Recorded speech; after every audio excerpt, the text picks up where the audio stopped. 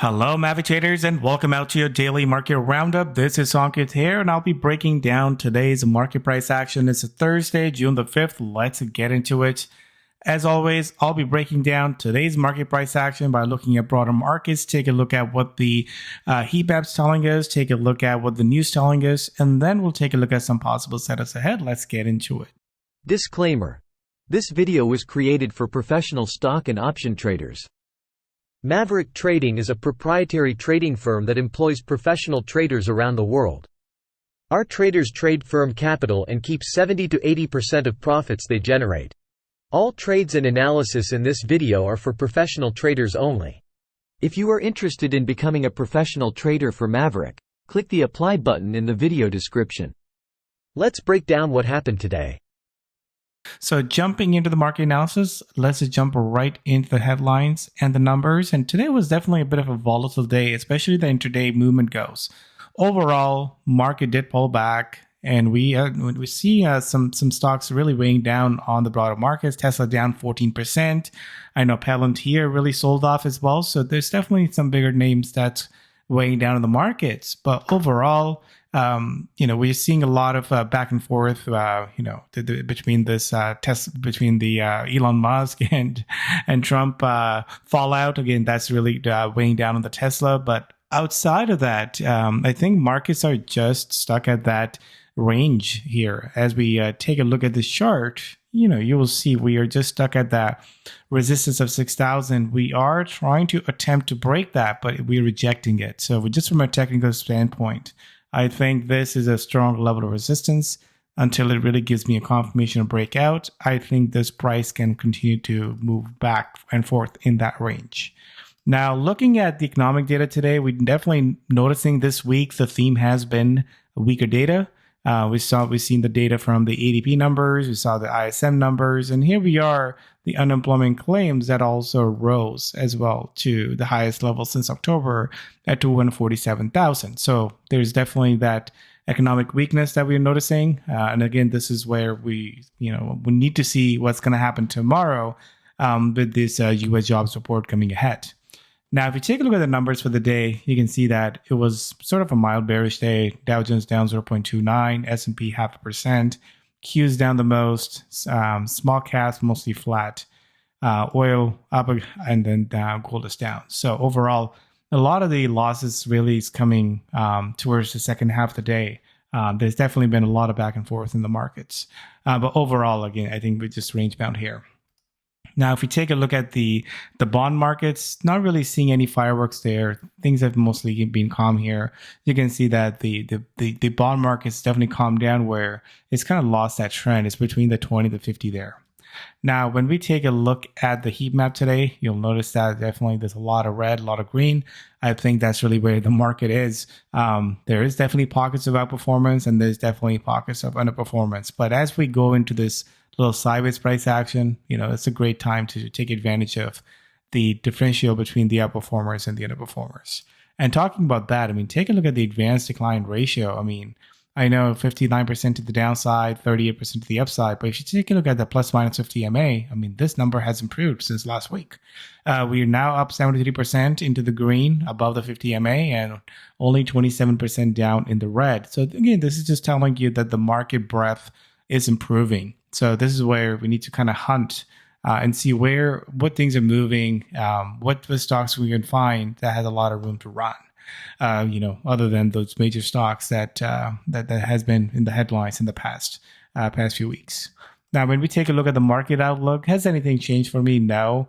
Like I've said before in the last update, I pulled back on my bullishness and I said, I want to go look more sideways price action, look for equal amount of longs, equal amount of shorts, throw some sideways strategies in there as well. Now, when we take a look at potential trades, I definitely added some new ones in there. The only old one I have is GCI and Carvana. Still looks pretty good, continues to run. But let's just start with the first one here, STX Seagate. This thing just caught my eye here, and again, beautiful little run here off the little high base breakout. Looks a little extended here, but again, looking for any sort of pullback. Just going to kind of go long into it. This is again showing some nice trend score. showing some nice basing patterns. While the markets are kind of going sideways, this is outperforming. So I do like the price action here. The next one caught my eye was the RCL. Again, you can see I've kind of drawn this resistance line here, and it just gave me the signal that it's going to break out higher. Again, something that has been kind of stuck in that little range for the most part of the year, breaking out. I do like the price action here. Now, when we go into the other ones, here's the IRM, again, Iron Mountain. You can see that this thing is just right up against that resistance here. So again, looking for a breakout above the 100 here. Looking for a little bull call spread on this one. Other one I have is PWR, and again, this thing also broke out above that resistance at 350. Again, I think there's definitely room for this to run as it continues to hold on to those gains. The price action, I think, still looks good. So this is one, again, it broke out, but I don't mind entering it here, looking towards the 370 area.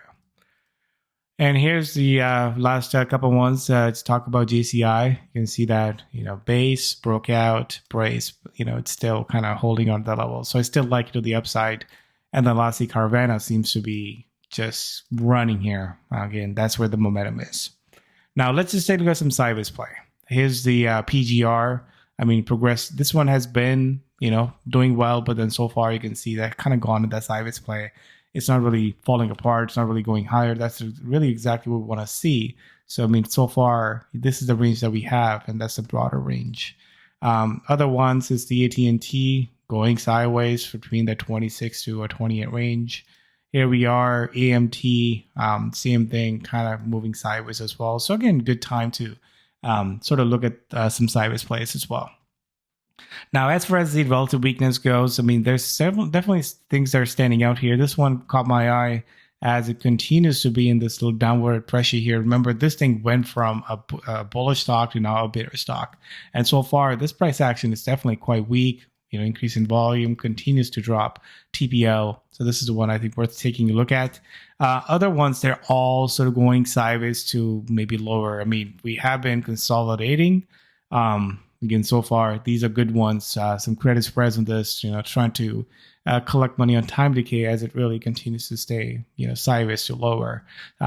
This is CVX, taking a look at PepsiCo, TMO. TMO looks more bearish to me here. And then here we are. The last one is Schlumberger. Same thing. Is it ready to break down yet? No idea. But again, time is always the essence in these kind of plays. So you want to give yourself enough time, but at the same time, take advantage of that time decay as well.